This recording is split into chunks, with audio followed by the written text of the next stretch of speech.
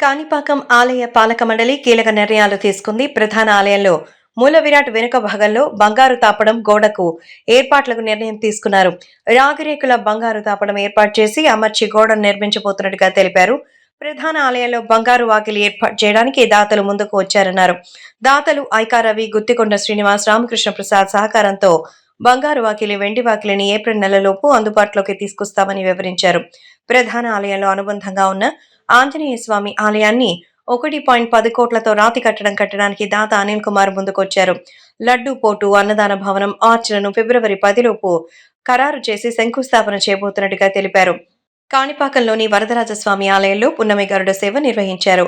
ఉదయం వరదరాజస్వామి మూల విరాటుకు అభిషేకం చేసి ప్రత్యేక పూజలు నిర్వహించారు. ఆలయ ప్రాంగణంలో భక్తుల ఆధ్వర్యంలో సత్యనారాయణ స్వామి పూజ, వ్రతాన్ని నిర్వహింపచేశారు.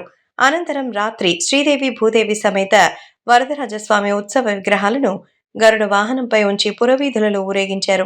గరుడ వాహనధారుడైన స్వామివారిని దర్శించుకుని పుర ప్రజలు తరించారు.